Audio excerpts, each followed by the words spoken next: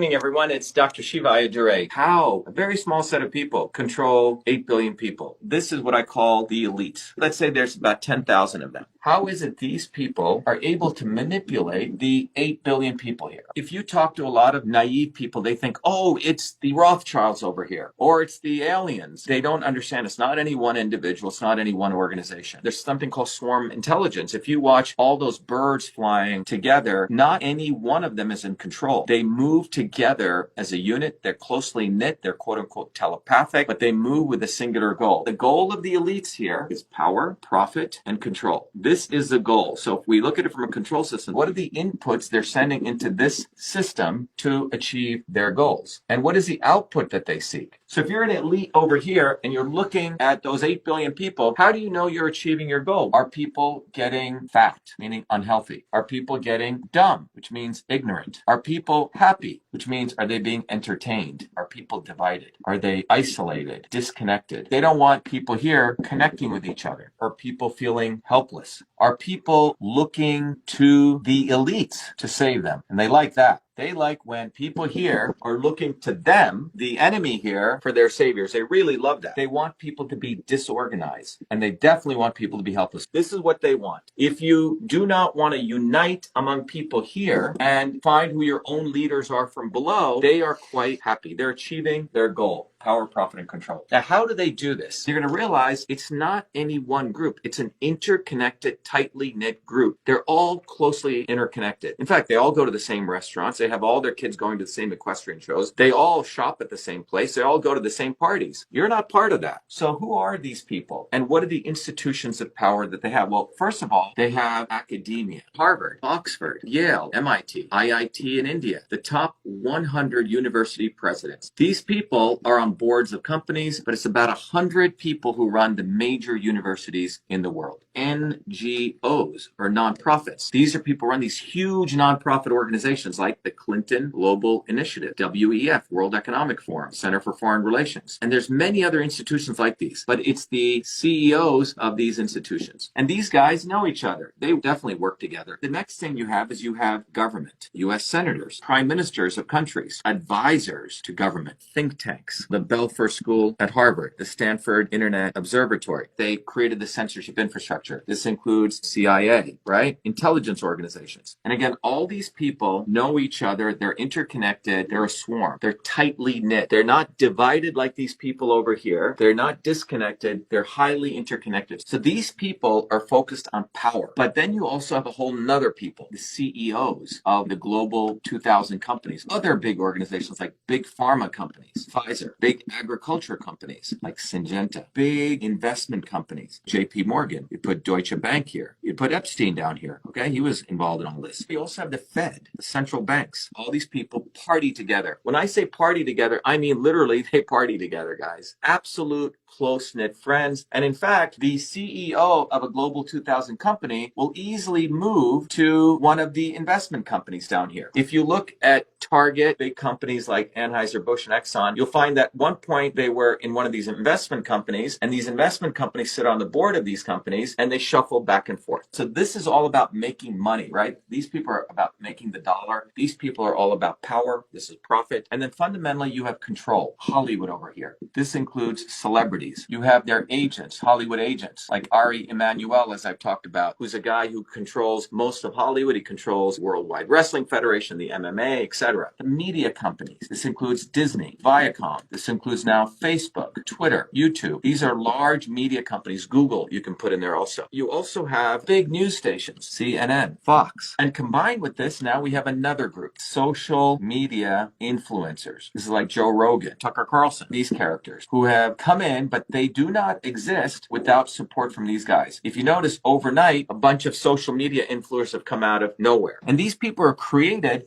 by these people. So when you look at this, the academics, the NGOs, the government, the think tanks, the investment companies, the Fed, the big pharma, the CEOs, the Hollywood celebrities, media, social media influencers, and the news companies, and you can even take the top 10 of each one of these, they all know each other, everyone. And in order to manipulate these people, they need front men to manipulate these people with policies. Because what comes out are policies. These are the inputs they put into the system, propaganda. They feed these people purposely, people who they tell them are going to save them, like the the Elon Musks or Trump or the Kennedys. Now, who are the people part of the swarm that does that?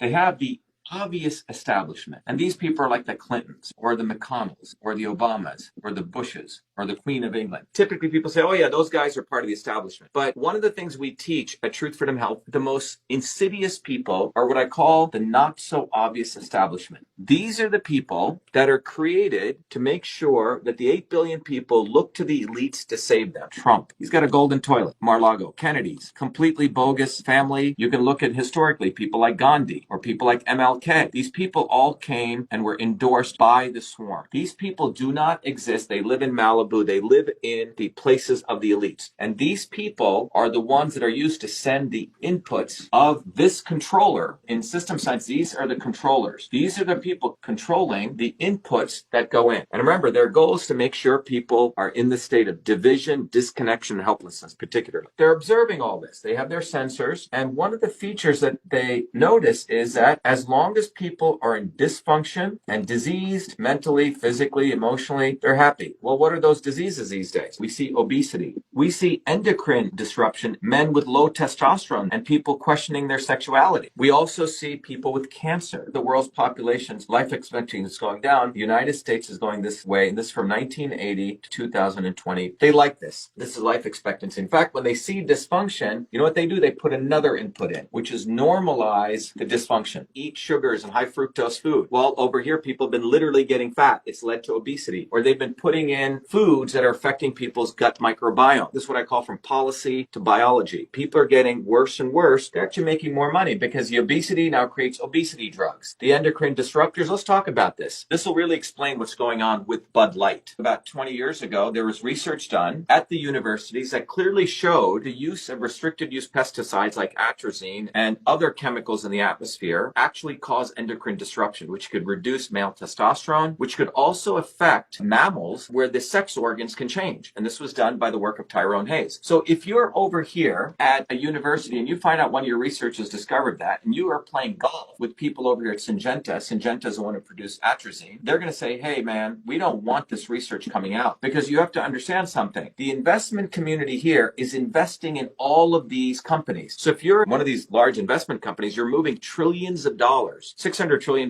by the way, move through the economy every day. You as one of the elites managers of money, you're moving all this money. You know all of these people. You know the CEO of Target, you know the CEO of Anheuser-Busch, you know the CEO of Pfizer and Syngenta. And imagine that you see, wow, the stuff that we've been creating is causing sexual disruption changes. You're seeing a phenomenon where more and more people are questioning their sexuality. And what you want to do is you want to make sure that the general public doesn't understand this, because if they did, they would awaken to something that's going on from the decisions you made. So you call up your friend, Bud Light, he goes, hey, look, let's run a campaign. Let's normalize trans. Let's exploit a willing person to be exploited like this Dylan Mulvaney. Let's put them on as a poster boy for Bud Light, and let's push them out there because we want the attention to normalize a dysfunction, because the goal is to make sure they don't lose their trillions over in Syngenta. They're willing to take $1 billion hit over here, but they want to save their trillions in big pharma and big ag, because they're all part of the same family. They all do favors for each other. And then again, you would go do it at Target. You try to normalize it because you don't want people over here to understand the bigger picture. But you are interconnected. You could strike deals left and right. Let's do a marketing campaign in here. Let's normalize. Same thing if you can look at what's going on in obesity. All these pharma companies are making big money from obesity drugs, but there's movies on Netflix and Amazon promoting fat people as a norm. What's happening over here, you have people who are pro-fat and people who are anti-fat people. You have people who are pro-woke and anti-woke, and they don't care. So you have a bunch of these idiots writing books against woke companies and anti-woke companies. You have people creating apps, only shop at anti-woke companies, don't go to woke companies. But you guys understand that these guys don't give a damn? They're making money anyway. The investment bankers are going to make money from woke companies and anti-woke companies. But what's occurring here is people are being divided. These guys are happy because they're inputting policies and propaganda. People here are being divided, and that is the goal, to achieve power, profit, control. So as long as these people work together as a swarm to control the policies and the propaganda, and they provide false false heroes, and they're using the Trumps, the Kennedys, and Gandhis, all of them who talk a big game. Their goal is to make sure that you never understand this, that you keep thinking, oh, Kennedy's going to solve the problem. Trump is going to solve the problem. They don't want you to be leaders in your own communities. They want you to outsource your future to people like Trump or Kennedy because they're part of the swarm. And you keep getting more unhealthy, more ignorant, more entertained. But most importantly, you are divided. People